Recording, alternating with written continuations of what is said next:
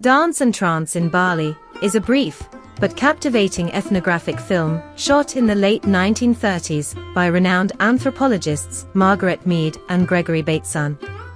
The black and white silent footage shows a group of Balinese village women in a state of focused trance, dressed in ceremonial garb and clutching sharp Kris daggers. As the tempo of the percussive orchestra intensifies, the women begin impaling their own cheeks on the blades yet show no signs of pain or injury.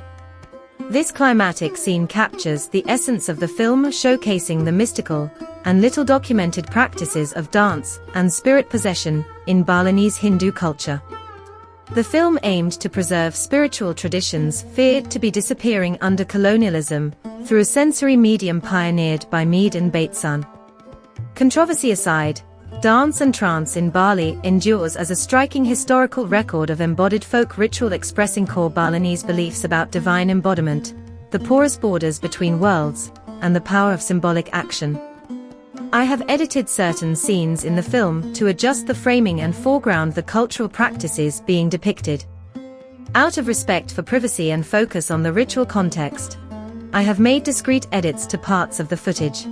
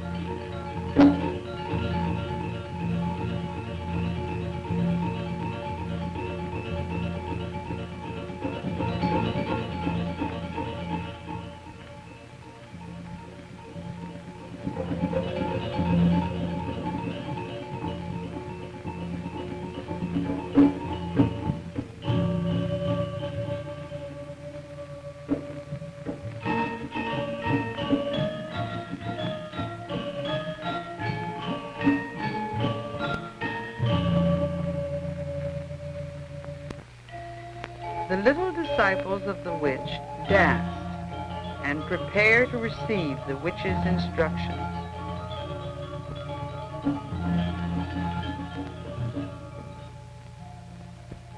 This is the witch in her full supernatural paraphernalia: hairy legs, pendulous breasts, long fingernails, but without the mask that will turn her into a supernatural figure.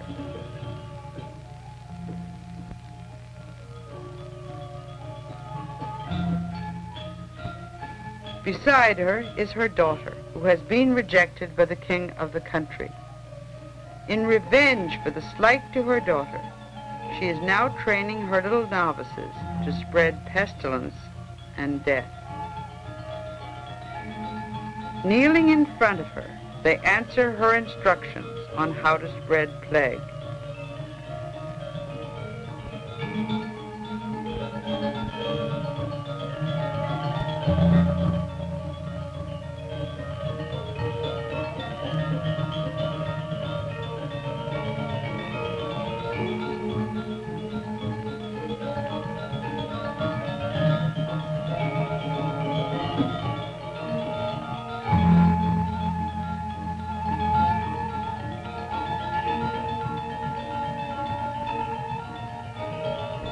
They go off, and the next scene shows a pregnant woman among a group of people who have fled their plague-stricken village to wander the roads. This is a birth scene where the pregnant woman, played by a man, gives birth to a child while witches lurk about to steal the newborn child.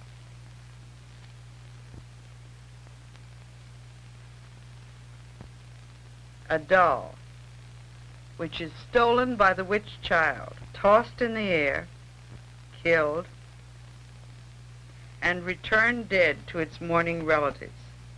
The villagers mourn for the dead child, putting on a theatrical display of grief. The witches, witch child and witch, and tease the mortals, to whom they are not yet quite visible. As they become visible, the mortals chase the witches.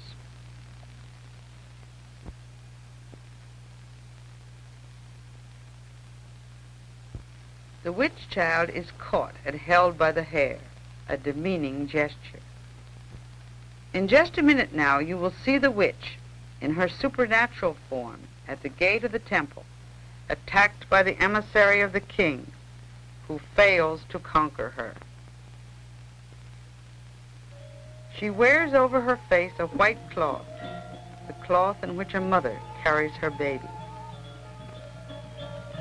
And now, coming down the temple steps, the witch dances alone, a figure both frightening and representative of fear itself.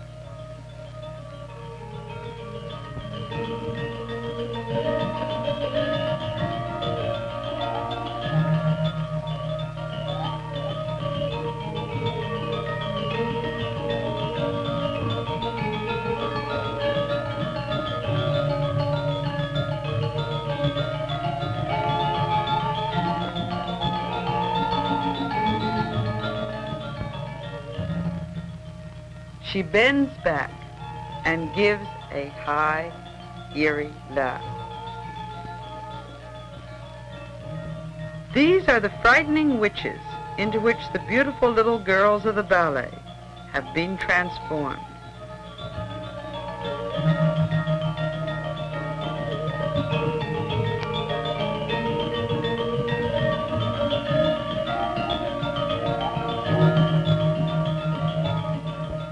Again, the witch dances alone.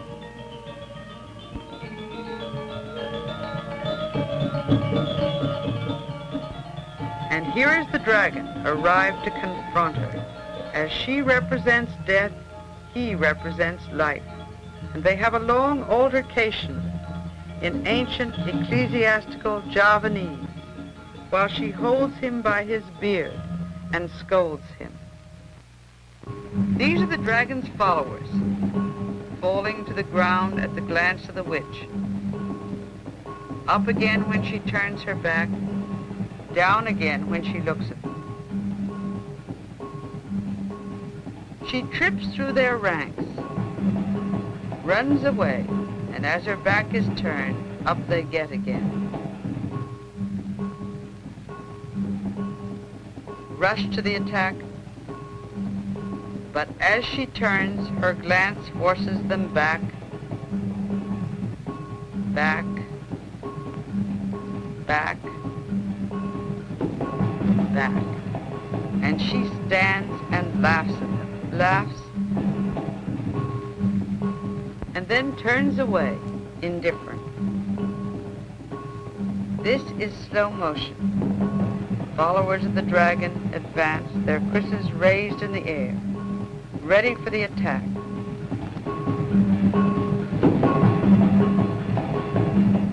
But falling down again before her glance. Normal speed, and the witch dances again, and then 2 by 2, they run up and attack her.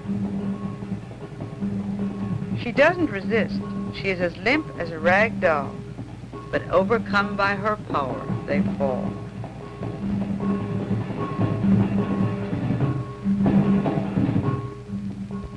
And lie in deep trance on the ground. And 2 more come up, fall also.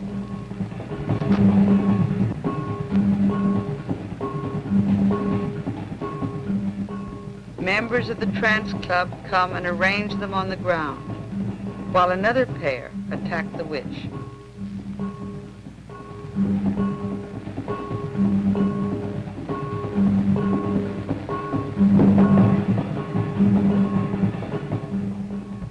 They lie arranged in 2 rows, in deep trance, convulsively twitching.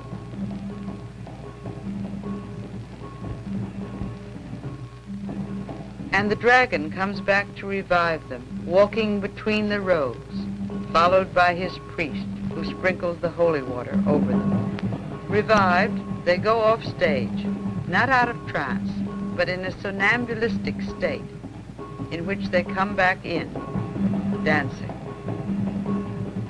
The witch, meanwhile, has fallen into a deep trance and been carried away. The dance in slow motion.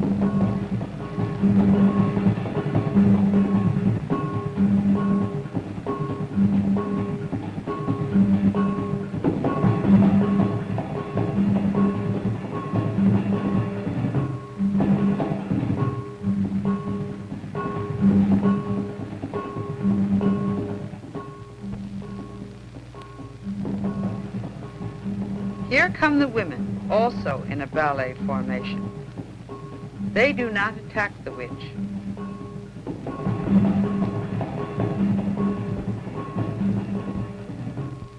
But at a scream given by one of their number, they suddenly go into trance seizures, and with loosened hair, turn the Krises against their breasts. Falling forward on the Krises that are held in their tautened arms. This one is struggling as they attempt to disarm her.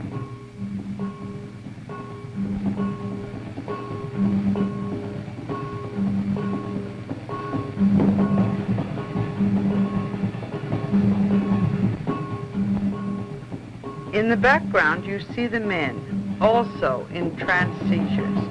And here in slow motion, you see the women.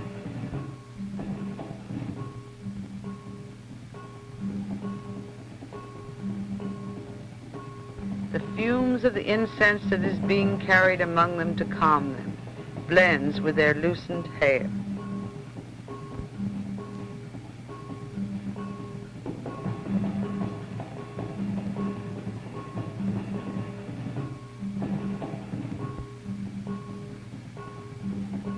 This old woman had said that she would not go into trance, but when the others began to turn their Krises against themselves, she joined them.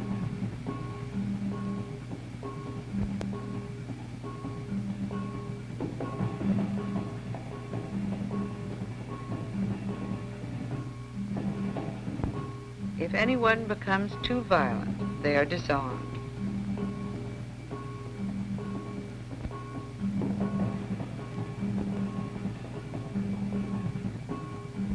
There are frequent periods like this of slow turning and waiting. Then someone gives a violent scream, and they again turn their Krises on themselves.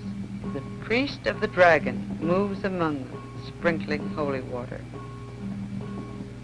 Now, at normal speed, you see the men bending their Krises back against themselves, and, unlike the women, often falling to the ground. See how that Kris is bent? No one is hurt. If anyone is hurt, the people say the trance is not real.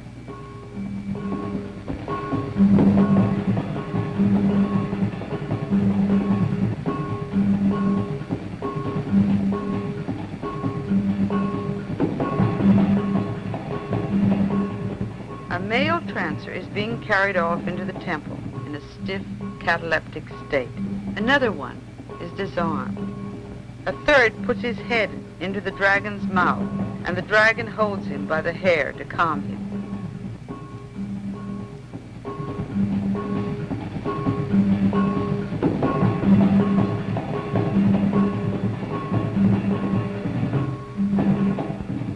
Another falls to the ground.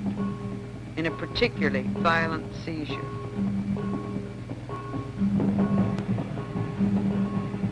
Another trancer is being carried off into the temple court.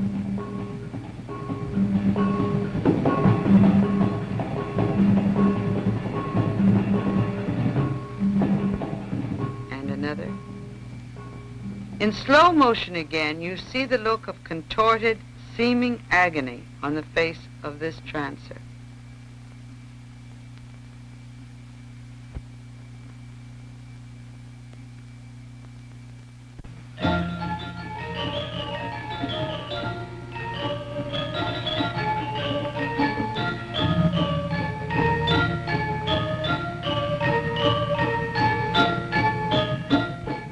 Inside the temple courtyard, the people arrange the trancers in groups to be brought out of trance. Here a group of boy Kris dancers, lying along a wall in deep shadow, are given incense and holy water.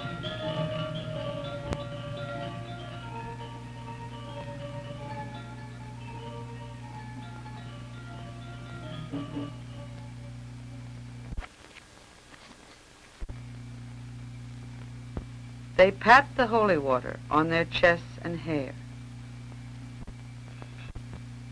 This is the old woman who said she wouldn't go into trance today, lying now in deep trance, supported by her husband.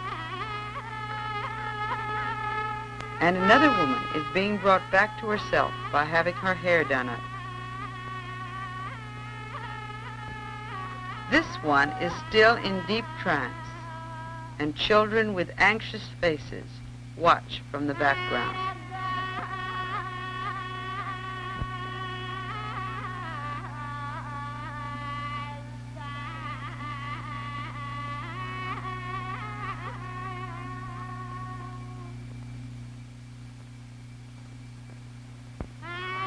The trancers bury their faces in the fumes of the incense and slowly come out of trance.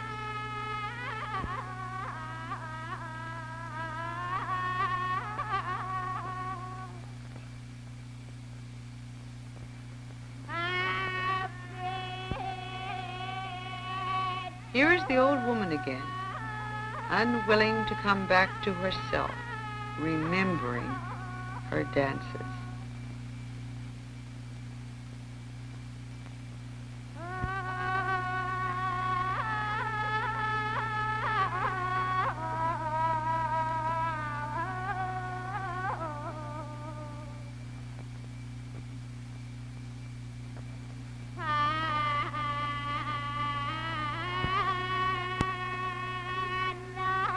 Until finally the priest brings special offerings to the spirit that possesses her to persuade it to leave her body.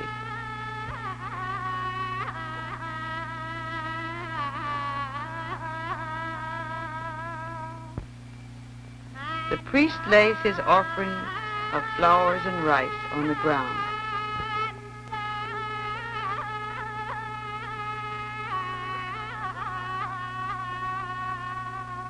While she continues to dance recalcitrantly.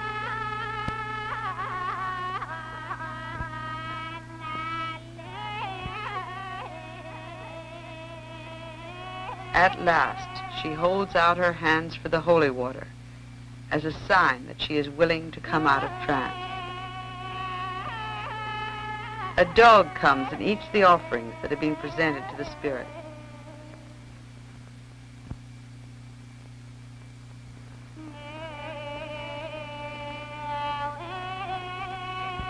The old woman rises, still half dazed, and walks over to where the closing ceremony is to be held. With a dragon mask behind them, the principal actors in the play come for a final ritual offering before the ceremony is ended.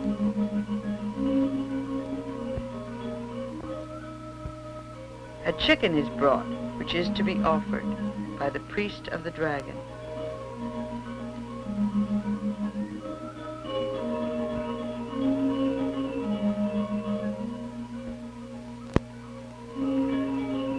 The white-haired old man on his right played the front legs of the dragon.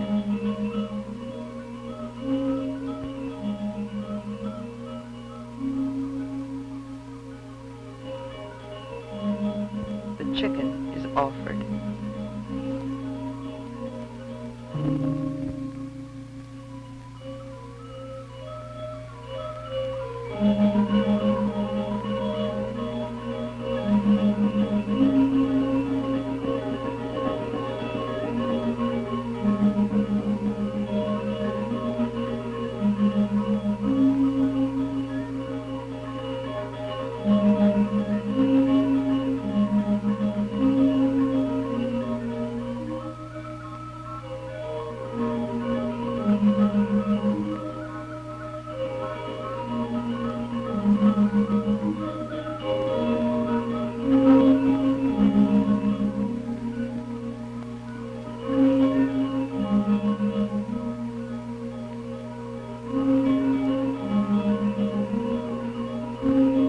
Black-haired man is the man who played the witch and who has been lying in a stiff cataleptic trance through the last part of the Kris dance. He sits among the offerings, not yet quite out of trance. Breathes in the incense, takes the holy water, and sprinkles the old man who played the front legs of the dragon.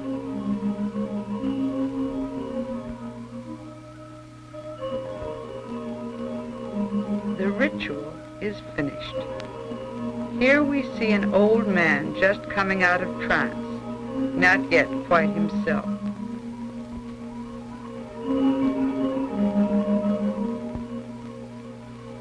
The play is over, but it will be given again and again as the Balinese reenact the struggle between fear and death on the one hand and life-protecting ritual on the other.